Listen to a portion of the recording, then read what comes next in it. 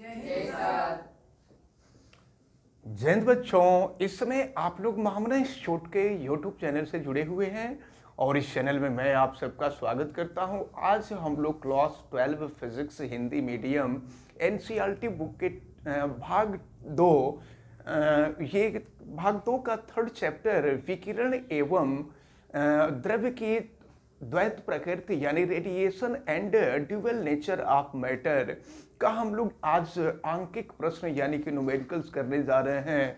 और इसमें हम लोग न्यूमेरिकल नंबर 1 सबसे पहले करेंगे। आप सभी लोग बुक खोल लें हैं और देखें क्वेश्चन नंबर और इसको सॉल्व करें।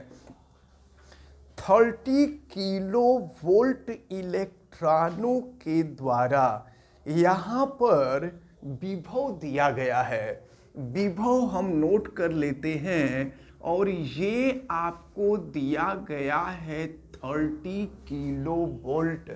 तो किलो वोल्ट को वोल्ट में कन्वर्ट कर लें तो 30 और किलो वोल्ट को वोल्ट में परिवर्तित करते हैं तो 1 किलो वोल्ट बराबर 1000 वोल्ट होता है। तो 1000 का मतलब हम चाहें तो 10 का पावर 3 लिख सकते हैं। 10 टू दी पावर 3 से मल्टीप्लाई कर देंगे और फिर इस जीरो को भी हम यहाँ से हटा लेना तो ये हो जाएगा 3 into 10 to the power 4 volt हो जाएगा। ये विभव मिला हमको। तो आपसे कहा जा रहा है 30 किलो वोल्ट इलेक्ट्रॉनों के द्वारा उत्पन्न यक्ष किरणों की उच्चतम आवृत्ति ज्ञात कीजिए। उच्चतम आवृत्ति आपसे पूछी जा रही है। चलिए देखते हैं उच्चतम आवृत्ति। और फिर आपसे बी में कहा जा रहा है निम्नतम तरंग दैर्ध्य ज्ञात कीजिए। तो एक काम करते हैं, सबसे पहले हम यह देख लें कि देखिए आपको फार्मूला मालूम है E इज इक्वल टू होता है H इंटू न्यू। और आपसे उच्चतम आवृत्ति पूछी जा रही है तो अगर ऊर्जा अधिकतम या कह लीजिए कि अगर आवृत्ति अधिक होगी तो ऊर्जा अधिकतम हो जाएगी।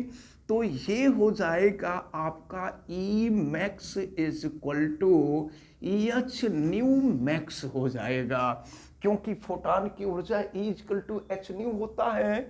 और आपसे ये न्यू मैक्स यानी अधिकतम आवृत्ति आपसे पूछी जा रही है। लेकिन आपको मालूम है कि किसी भी इलेक्ट्रॉन को अगर v वोल्ट का विभव दिया जाए तो उसकी ऊर्जा जो होती है वो E इंटू वी के इक्वल होती है। अब जरा ध्यान पूर्वक देखें तो ये भी ऊर्जा है, ये भी ऊर्जा है। जब इलेक्ट्रॉन की ऊर्जा अधिकतम तभी होगी जब फोटॉन की ऊर्जा अधिकतम होगी। इसका मतलब दोनों ये जो हम चाहें, अगर आपको कंफ्यूजन होगा तो हम यहाँ पर ई मैक्स भी लिख सकते हैं। ई मैक्स यानी अधिकतम ऊर्जा। तो जानते हैं दोनों को जरा ध्यान समझिएगा।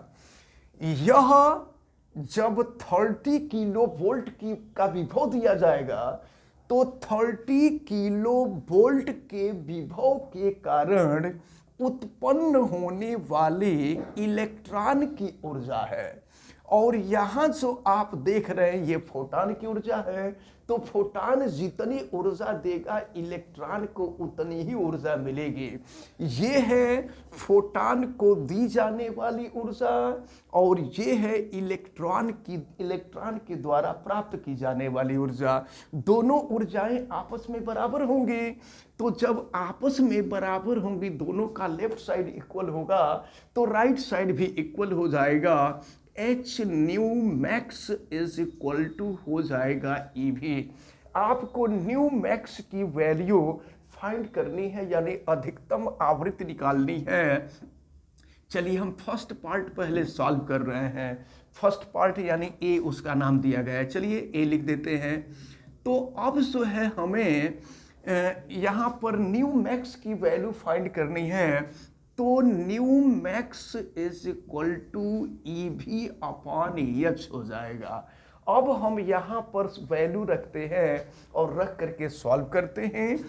आपको मालूम है कि ई इलेक्ट्रॉन का आवेश है और इलेक्ट्रॉन का आवेश 1.6 इंटू 10⁻⁻19 कूलाम के इक्वल होता है। और भी जो है इलेक्ट्रॉन को दिया गया विभव है 3 इंटू 10⁴।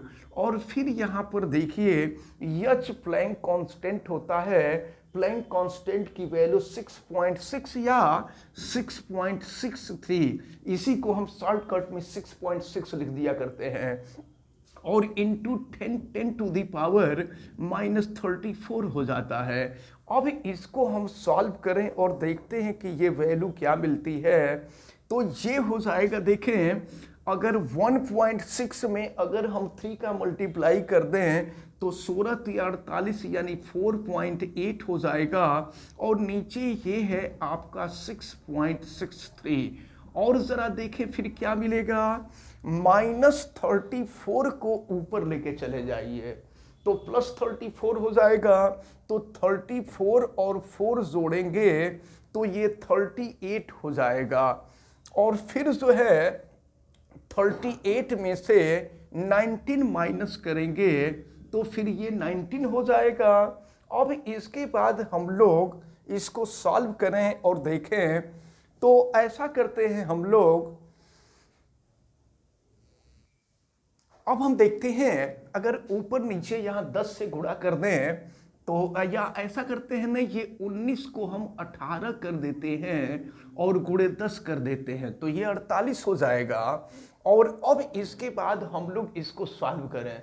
जब इसको हम सॉल्व करेंगे तो फिर देखें, या तो हम एक काम और करें कि फिर ऊपर नीचे इसमें 100 से गुणा कर दिया जाए। तो ऊपर 100 से गुणा कर देंगे तो ये हो जाएगा 4800 और नीचे हो जाएगा 663 और ये हो जाएगा 10 का घात 18। अब चूंकि कटने लायक तो कुछ है नहीं, अब इसमें आप भाग दे दीजिए तो ये आपका हो जाएगा 7.24। ये लगभग यही वैल्यू आएगी 7.24 इंटू 10⁻18। और ये आवृत्ति है तो आवृत्ति का मात्रक हर्ट्ज होता है, ये हर्ट्ज हो जाएगा। अब इसके बाद ये तो ए पार्ट आपका सॉल्व हो गया। अब इसके बाद हम बी पार्ट देखते हैं। बी पार्ट में आपसे क्या कहा जा रहा है, निम्नतम तरंग दैर्ध्य आपसे पूछा जा रहा है। तो जब आवृत्ति अधिकतम होती है तो तरंग दैर्ध्य जो होता है वो निम्नतम होता है। ये हो जाएगा आपका लैम्डा मिनिमम। जरा ध्यान पूर्वक देखें, फार्मूला आप लोग पढ़े हैं, न्यू इज इक्वल टू होता है सी बाई लैम्डा। तो अगर न्यू मैक्सिमम होगा तो लैम्डा मिनिमम हो जाएगा। Nu max is equal to हो जाएगा सी बाई लैम्डा मिनिमम।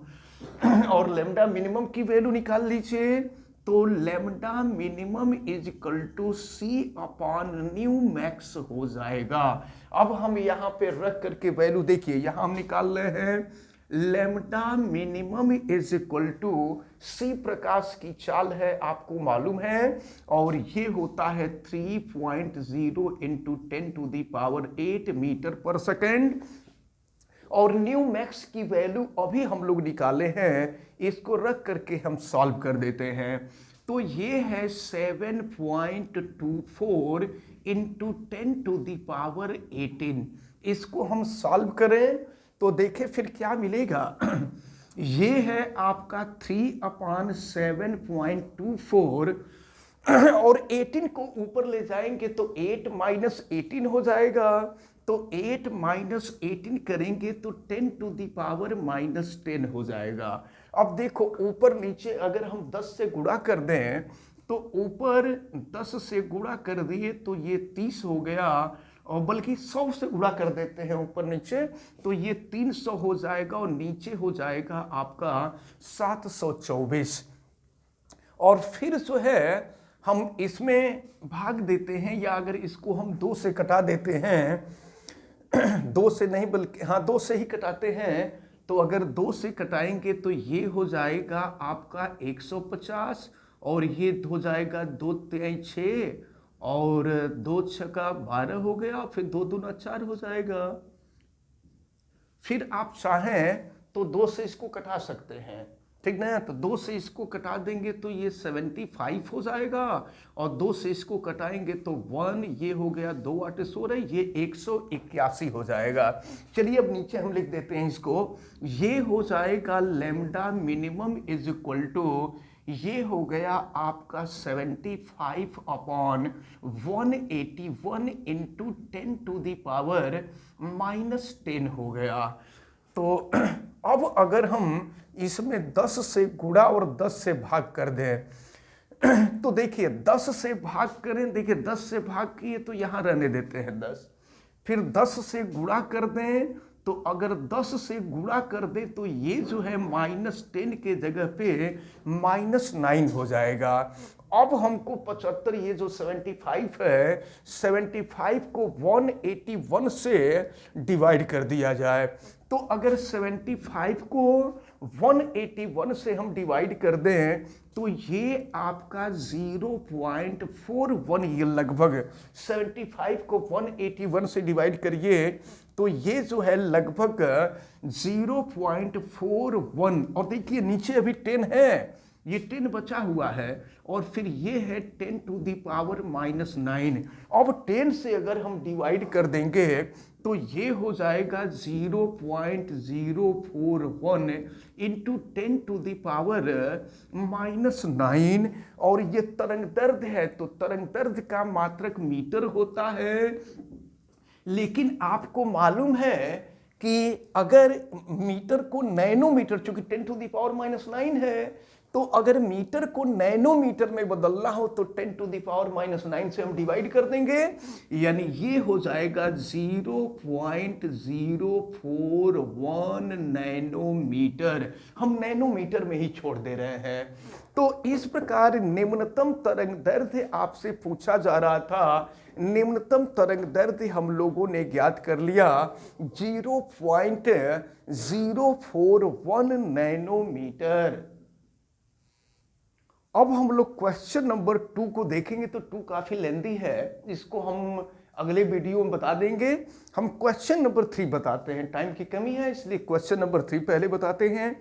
और देखिए क्वेश्चन नंबर 3 क्या है, एक विशिष्ट प्रयोग में प्रकाश वैद्युत प्रभाव का निरोधी विभव, निरोधी विभव जो होता है आपको मालूम है, उसको हम V0 से रिप्रेजेंट करते हैं, और ये वैल्यू आपको दी गई है 1.5 वोल्ट।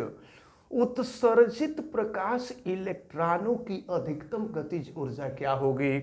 अधिकतम गतिज ऊर्जा यानी काइनेटिक एनर्जी ईके की वैल्यू पूछी जा रही है। तो देखेंगे प्रकाश इलेक्ट्रॉनों की अधिकतम गतिज ऊर्जा है।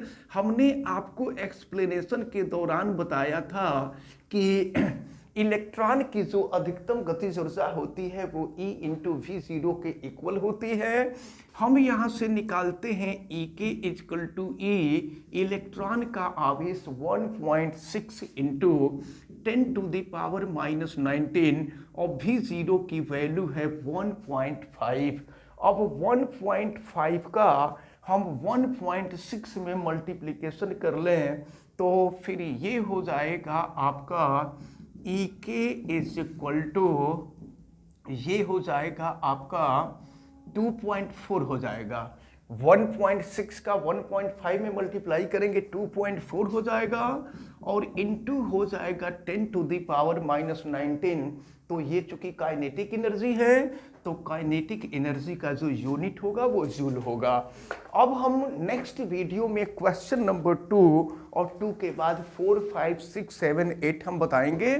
फिलहाल हमें उम्मीद है कि आज ये जो दोनों क्वेश्चन बताए गए हैं ये दोनों क्वेश्चन आपको अच्छी तरह से समझ में आए होंगे। आप वीडियो को लाइक जरूर कीजिएगा, और अगर आप चैनल पे नए हैं तो चैनल को सब्सक्राइब भी कर लीजिए, बेल आइकन को भी प्रेस करें, और अगर किसी प्रकार की कोई दिक्कत समझ में आती है तो आप हमें कमेंट करके जरूर बतावें, और वीडियो को मैक्सिमम स्टूडेंट तक शेयर करें। आप सभी लोगों का बहुत बहुत धन्यवाद।